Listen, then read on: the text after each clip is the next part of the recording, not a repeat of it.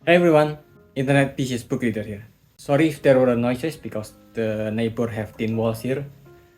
Uh, Today I want to talk about Pochi the Rock by Aki Hamasi. The story opened up with a massive introvert named Hitori Koto who watched a band member in TV who said that he used to have no friends at school. So she then tried to play the guitar in order to shine more and then hopefully people will start a conversation with her and then she'd make tons of friends from her popularity. But after practicing for 2 years, middle school is suddenly over. She still had no band and definitely no friends.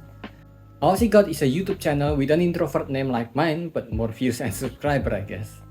She tried in her own way to make friends at school, trying to wear band merch and blatantly displaying album CDs at her desk in school, hoping someone will start a conversation with her despite her taste is very anti-mainstream.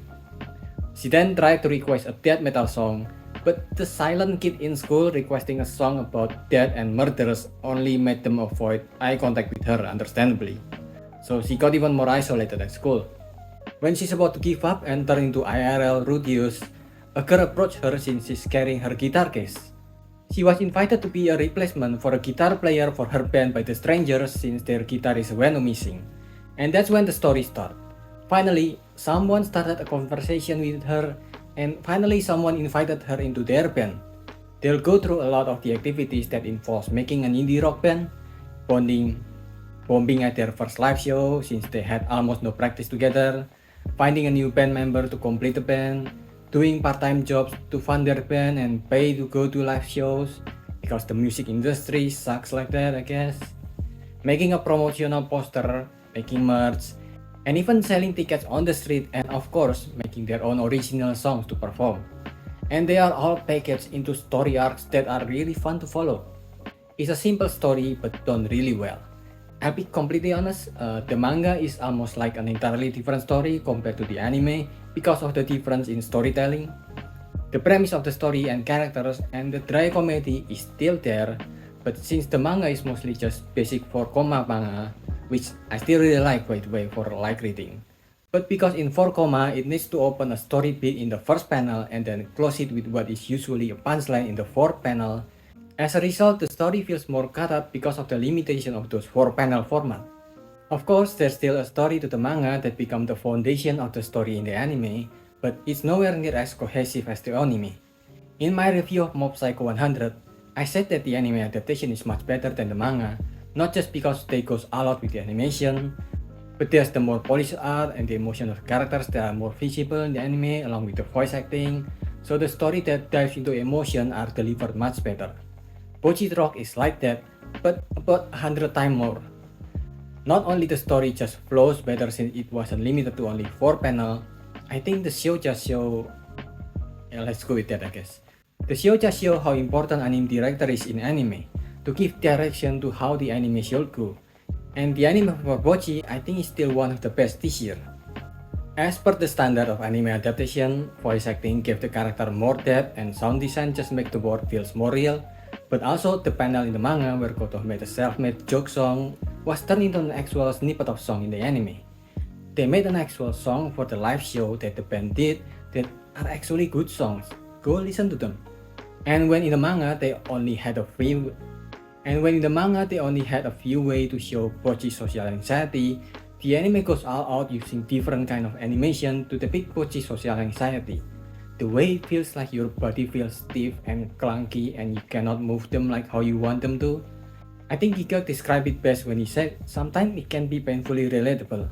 And as someone with social anxiety, I can understand that statement. Some of the animation reminds my internal struggle during social interaction that you can see even in my earlier videos because I'm starting something new. I can barely string a sentence together, I don't know where to look at, I don't know what I should do with my hands, and I just realized while editing the video that I talk using my whole body. Why is it moving and squirming around like that? So that's a new anxiety I need to get over with. Well, at 38 now, I can somewhat manage my social anxiety and accepted all these things I'm not good at while trying to get better at it. When I was younger, I was a miserable wreck, and the show really showcased a lot of how miserable it is having social anxiety and wanting to overcome it in a way that I can only describe as motivating. I can imagine people watching Bocchi the Rock start to want to go out more, connect with people despite feeling like they're melting from shame and anxiety. I think more people will either can relate with Goto since we're in our most loneliest time because we're so distant from each other because of digital technology. But even if you cannot relate to Bocchi, you can still empathize with her difficulty even starting a conversation to a stranger and recognize how much more effort they take to do so. The fear of making a mistake in starting something new, and the fear of making a mistake after starting something new, the fear of getting rejection, wanting to get away from crowds and feeling drained from too much social interaction, and then putting efforts in all the wrong places to overcome them because of inexperience. While they are used as a comedy device, you can still see the difficulties that they have to deal with. But despite those additional difficulties with their anxiety, they still choose to try and do their best. That's why I think this show can be motivating, seeing these people do their best at something and building connection with each other. There's something heartwarming about watching Bocchi grow from an almost IRL Rudeus to someone who needs to hide in cardboard box a la Metal Gear Solid to perform a live show, to killing it on the stage. From someone with no friends except those commenting on her videos, to knowing what it means to have friends and care about other people. And that very clear progress that the character had in the story is what made Bocchi the Rock stand out compared to other cute girl with social anxiety series. It doesn't feel like it's just trying to milk people having social anxiety for more content, but actually having a story where the main character Bocchi overcomes these struggles and striving for a goal and a dream together with the people she cares and loves. This story had more motivating content than the Eat, Pray, Love book that I reviewed yesterday, despite this being a 4-panel manga and the other is a non-fiction memoir. I think unless you are someone who cannot empathize with other people's difficulty, then you should be able to enjoy this show in some capacity. And even if I still do think the anime is much better, it's not like there's nothing in the manga that doesn't offer anything interesting. It is still a very good manga, the art is fairly amazing for a 4-koma manga, and the cover just screams indie band story. There are colored pages like the ones I use in this video, but also some original full art. And as usual with manga, there are a lot of original art that is used in each chapter start, even if they are black and white. There's also some story panel that is not used in the anime, like this one, where the 3 characters are having a conversation about the genre of cute girl doing cute things, moe, and slice of life. Which kinda also works as a tutorial to know the genre of its own story. And lastly, there's the author afterward, and the translation notes that is kinda fun to go through in their own way.